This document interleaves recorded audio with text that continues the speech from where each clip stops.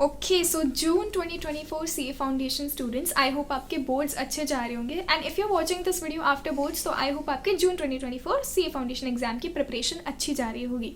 So this video is gonna be short and crisp. मैं वो चीज़ें शेयर करने वाली हूँ जो मुझे लगा कि अगर मैं अपने पेपर में अप्लाई कर देती तो it would be a better thing. मुझे थोड़ा बाद में रियलाइज़ हुई, but this video would be helpful to you. So without wasting any time, subject wise हम डिस्कस करेंगे the approach. Okay, the points, the major points that I want to discuss. So for paper number 1 which is accounts, no matter how much conceptual clarity you have in any particular question, no matter आपकी balance sheet match हो जाए, आपका bills of exchange का question या किसी का भी question, BRS का क्वेश्चन ठीक हो जाए, वो एग्जामिनर जो आपकी कॉपीज चेक करेगा वो आपको बिल्कुल सिर्फ 30%, जो टोटल जितने मार्क्स का वो क्वेश्चन होगा उसके सिर्फ 30% या 50% मार्क्स देगा. बाकी के मार्क्स वो नहीं देगा if you are not writing working notes.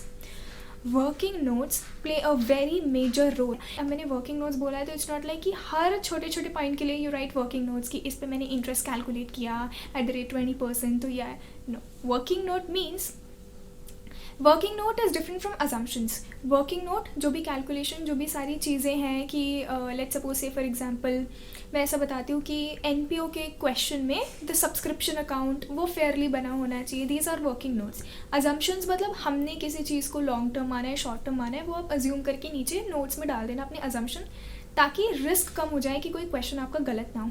तो main and the first important thing, the thing that you have to prioritise in accounts exam is working notes. Working notes will grant you heavy marks, and this is true. Second cheese is कि people will ignore format and you don't have to do that thing because see, अगर आप इतना भी लिखते हो ना, in the books of A limited, in the books of X limited, that matters. Now it depends from examiner to examiner. Some examiners are lenient, उनका checking करने का तरीका बहुत ही lenient होता है ना, वो मर्जी दिखा देते हैं. पर कुछ होते हैं बहुत ज़्यादा स्ट्रिक्ट कि आपने in the books of A limited भी नहीं लिखा, आपने सब कुछ ठीक लिखा है कि balance sheet as at 31 March, but if you have not written in the books of और ऐसे, तो मार्क्स काट लेते. तो आई वुड सजेस्ट कोई रिस्क तो मत ही लेना. These are the 2 major points. और तीसरा पॉइंट जो मैं अकाउंट्स में बताऊंगी कि if you ask a question, do MTP RTP matters, तो आई वुड से येस.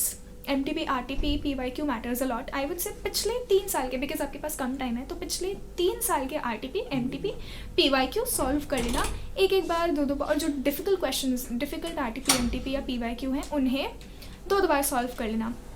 और रही बात रिसोर्सेज की कि कहाँ से मिलेंगे, वो मैं प्रोवाइड करवा दूंगी वीडियो के एंड में, मैं बता दूंगी. Moving on to paper number 2 which is business laws.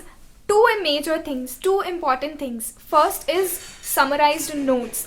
बहुत काम आते हैं, बहुत ज़्यादा इंपॉर्टेंट होते हैं लास्ट मोमेंट पे, या फिर जब 15 to 20 डेज बचे होते हैं. अभी तो यू हैव 2.5 और 2 months, बट जब टाइम कम होता है ना, then you will realise the importance of notes. इतने ज़्यादा काम आते हैं. अब नाउ इट डजेंट मैटर कि वो आपने बनाए हैं समराइज फॉर्म में या कहीं और से लिए हैं. Notes are notes. नोट्स का मतलब होता है इररेलेवेंट चीज़ को हटाना, और जो सिर्फ रेलेवेंट पॉइंट्स है उसको कंपाइलेशन के फॉर्म में लिखना. Is what you call notes. Law में नोट्स बहुत काम आते हैं. पूरी बुक पढ़ना, पूरी बुक को दिमाग में रिटेन करना is something which is not possible. Something which is possible for rare students only, but we are not rare ना. तो इसलिए notes, now if you feel कि you can make notes within this 2 months or 2.5 months period, then it's a good thing. But if it's not possible, there are many resources there are many notes available in a summarized form, and yes, colorful notes, and I can also provide you the notes. वो बहुत help करेंगे आपकी वो सारी notes. और specially जो exam time में जो लास्ट 1.5 डेज़ होते हैं उसमें वो नोट्स बहुत ज़्यादा इंपॉर्टेंट होंगे. तो note making is very essential. ठीक है, अब वो आपके पास आपके खुद के बनाए हुए नोट्स हो या फिर आप कहीं और से लेते हो, but they play a very major role. And second is writing practice. So I would suggest you are left with like 2 or 2.5 months. हर चैप्टर के जो इम्पॉर्टेंट टॉपिक्स हैं उनके 1 या 2 क्वेश्चन खुद से लिख कर तो सॉल्व करना.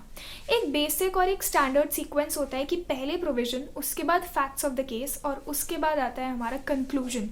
This is the particular sequence that you have to follow, and this is the sequence that will grant you marks. Okay, more precisely. तो ये फॉलो करना. राइटिंग प्रैक्टिस बहुत मैटर करती है, क्योंकि उससे हमें पता चलता है कि ओके कौन सी चीज़ें रेलेवेंट है जो हमें इंक्लूड करनी है.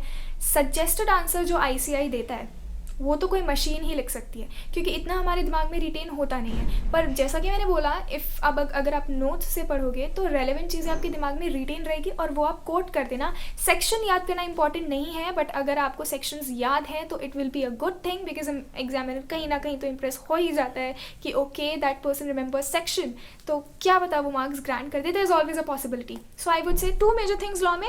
The very first thing is notes, notes से चीज़ें याद करना, क्योंकि वो बहुत प्रीसाइज फॉर्म में होता है, कंपाइलेटेड फॉर्म में होता है। And second is writing practice.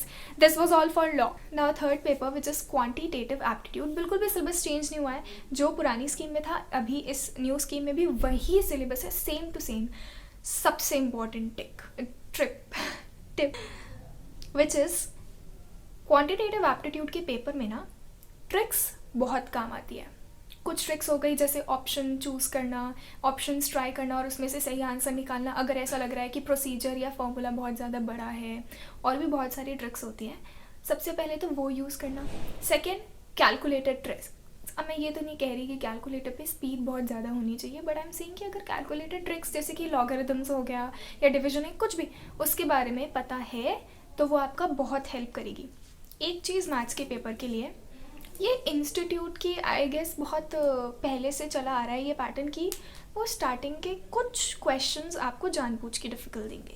तो अगर वो क्वेश्चंस आपसे हो रहे हैं तो कर लो, नहीं हो रहे हैं तो मूव ऑन। जो आगे के इजी क्वेश्चंस हैं उन पर ध्यान दो। मैथ्स में the biggest thing I realised is कि कोई भी चैप्टर एक बार सॉल्व करने के बाद ये तो समझना ही मत कि दूसरी बार सॉल्व करने की ज़रूरत नहीं है। No matter how the concept is clear in your mind, कितना भी क्लियर हो concept, but at least 2 times 3 times उसका रिविजन चाहिए होता है। और मैथ्स में ऑनेस्टली बताऊँ तो इंस्टीट्यूट की वेबसाइट पे जाना, वहाँ पे मिलेगा कैप्सूल्स। उस कैप्सूल के अंदर जो भी इंस्टीट्यूट मटेरियल प्रोवाइड करवाती है, एक्स्ट्रा क्वेश्चंस प्रोवाइड करवाते हैं, वो सारे कंपाइलेशन में हैं। तो वहाँ पे वो जो क्वेश्चंस है वो इंपॉर्टेंट है। मैं तो बस ऐसे एग्जाम से 2-3 दिन पहले देख के चली गई थी, ये सोच के कि थोड़े से एक्स्ट्रा क्वेश्चंस कर लूँगी तो it would be a better thing. और मुझे बिल्कुल एक्सपेक्टेशन नहीं थी कि वो कैप्सूल्स में से क्वेश्चन आ जाएंगे, और वो आए थे एक चैप्टर में से।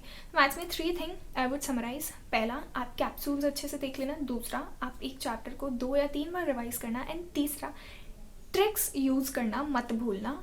I am saying it again and again. Last paper economics के लिए आई वुड से कॉन्सेप्ट्स क्लियर होने चाहिए और आप उसे रिवीजन करते रहना। एक सबसे बड़ी चीज़ है कि एक बार आपने ग्राफ समझ लिया ना तो कोई दिक्कत नहीं होगी, क्योंकि ग्राफ समझने के बाद हमें कॉन्सेप्ट समझ आ जाता है। और most of the questions, I am not saying 50% नहीं, बट 30 to 35 क्वेश्चंस जो हैं वो ग्राफ बेस्ड क्वेश्चन होते हैं।